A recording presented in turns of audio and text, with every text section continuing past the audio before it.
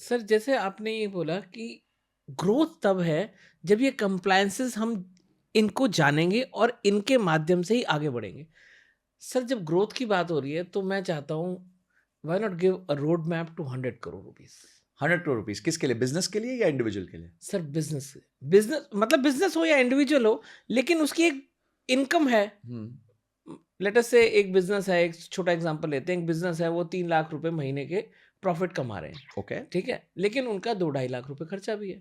अब बचते तो 30-40-50 हज़ार रुपए महीना ही है, लेकिन उन्हें पहुंचना क्या है, 100 crore is the target. Through रातों रात इन्वेस्टमेंट्स। थ्रू इन्वेस्टमेंट्स, ओके, है ना? ठीक है। तो और कितने सालों में? सर ये तो आप बताएंगे। ठीक है, चलिए, तो फिर in that case I will open my laptop. Right. तो राहुल जी, मैं आपके सामने एक SIP कैलकुलेटर ओपन कर रहा हूं कि किसी को 100 करोड़ रुपए बनाने हैं, तो 50,000 रुपए वो बचा रहा है, तो 50,000 रुपए से मैं ये मानता हूं कि वो 30% निवेश करेंगे। ठीक है, तो यानी 15,000 रुपए निवेश महीना करेंगे। साल का वो उसको 15% स्टेप अप करेंगे, यानी हर साल 15% की ग्रोथ करेंगे, और रिटर्न समझिए वो करीबन करीबन 14% सालाना कमा पाएंगे, जो भी वो इन्वेस्टमेंट्स कर रहे हैं। ओके, तो 10 साल में उनका निवेश होगा 36.5 लाख रुपए और उनके पास बनेंगे 65 लाख रुपए। ठीक है जी। तो this is SIP in mutual fund sir? Mutual funds, हाँ, ठीक है। पर यही अगर वो 10 साल की जगह सेम काम 20 साल कर लें, तो उनकी लागत होगी 1 करोड़ 84 लाख, पर उनका आउटकम होगा 5 करोड़ 7 लाख। ठीक है, पर यही काम अगर वो 30 साल कर लें, तो उनकी लागत होगी 7.82 करोड़ रुपीस और उनका वैल्यू होगा 29.51 करोड़ रुपीस।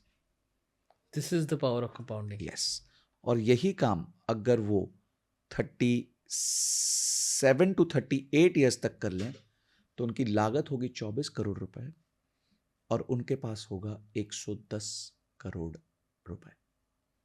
ये आपके सामने calculate in a span of 37 to 38 years.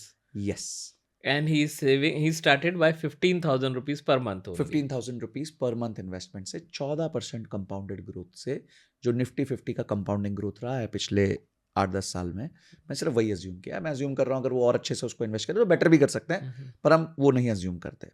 ठीक है, और अगर हम मानते हैं कि 40 ईयर्स में अगर उनको ये करना है, तो ये काम अगर उनको 14% की जगह उनको अगर ये 11.5% के भी रिटर्न्स बनते हैं, 14% नहीं बनते, 11.5% बनते हैं, तो भी 40 ईयर्स में वो 103 करोड़ पे होंगे।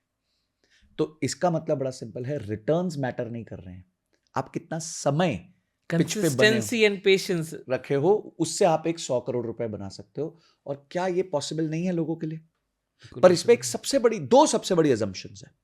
सबसे पहली सबसे बड़ी अजम्पशन है कि आप सालाना अपनी इनकम को 15% बढ़ा सकते हो,